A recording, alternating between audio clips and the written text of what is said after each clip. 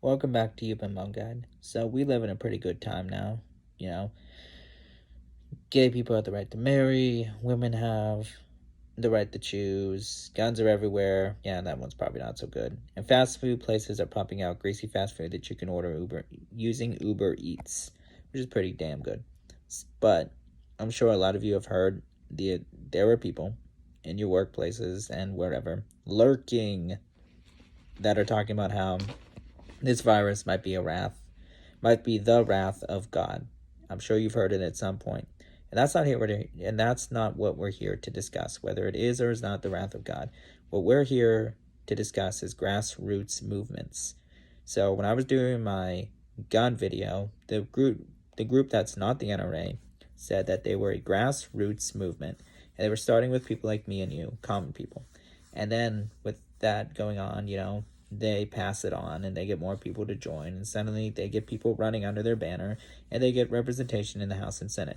That's the same thing that can happen with these people, these grassroots people, like I don't know, let's say like QAnon, because one of the people just won. Marjorie Taylor just won, and she's a QAnon person, and they could be getting real people in the Senate. And that's what could happen with these people who are like, this is the wrath of God. They start these movements, suddenly they got representation in the House and the Senate, and then suddenly they're passing draconian laws like, I don't know, women have no rights to contraceptives and abortion because that's what caused this virus. Gay men can't marry anymore and have to be re-educated because that's what caused this virus. And other things like such as, I don't know, but other things. Oh, greed caused this virus. No more cars, no more fast food. All that stuff is destroyed, which will probably make environmentalists happy. Like, yay, less stuff. But yeah, so they could do the whole seven deadly sins on this thing, like for real.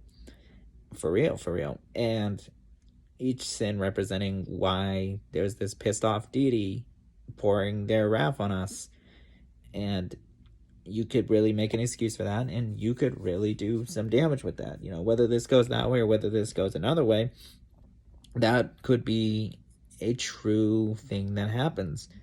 And that's something, that happens in a time like this. Like Hitler after World War II, he blamed the Jews for everything. I'm not comparing this to World War II at all, but that's how Hitler and the Nazis got into power. They used the Jews as a scapegoat, and boom, suddenly the Nazis took over the German parliament.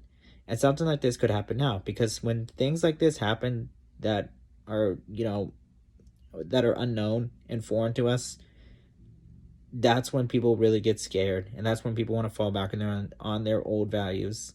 Even though everybody forgets, like they're like, oh, the 50s were great, you could get McDonald's for a dime, and milk cost a quarter, and you could send your kids to the gas station and get cigarettes, even though it's get off your own lazy ass, asshole.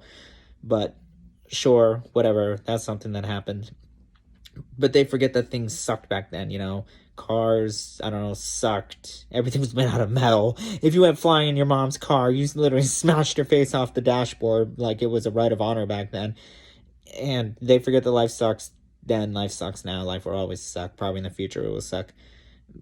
But that's stuff, but people cling to these old ways like things were better back then. But were they really? But how quickly we forget that, and how quickly we want to fall back on these old values and stuff. And if we were really brave and the people we claim to be, we would not be letting this virus scare us. Yeah, it's scary. And I know I have a friend whose wife works in a healthcare position, and it's scary to see all these people. But if we were actually, we would not be falling back right now. We would not be in this nostalgia mood, which I get, it's been going on since like 2013 or something. But we got to not be in nostalgia. We got to fight nostalgia. I think that's the meaning of life, is stop living in nostalgia. Start actually living your life. Don't focus on the past. The past was not that great. It actually sucks, but we forget it because things suck now. But do the opposite of that.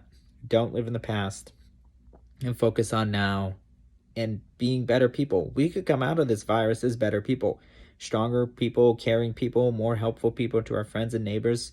Human kindness is real, and we can come out of this like that.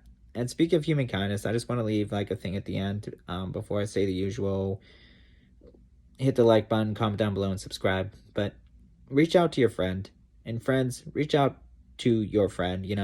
Give that friend a call or a text message. Let them know, hey, Earl, you're a good friend, and I'm glad you're a friend, because we need to feel like we matter, and we need to know that people care about us. You don't know how one compliment to your one friend could change their whole day, and they're like, you tell Bill, hey, Bill, you're a good part of the team. Suddenly Bill's in a really good mood. Bill might be having a shit morning. Bill's wife might have thrown hot coffee on him because, I don't know, Bill screwed up somewhere. But you just made their day. Man, that's an extreme example. Ouch. Wives, girlfriends, don't throw hot coffee at us. It sucks. Not speaking from experience or anything, even though I had an angry woman throw a Swiffer at me. That's probably a story for another time, for another future video. But yeah, so let's all be more kind and caring towards one another. And thanks for watching. I want to hear your thoughts down below.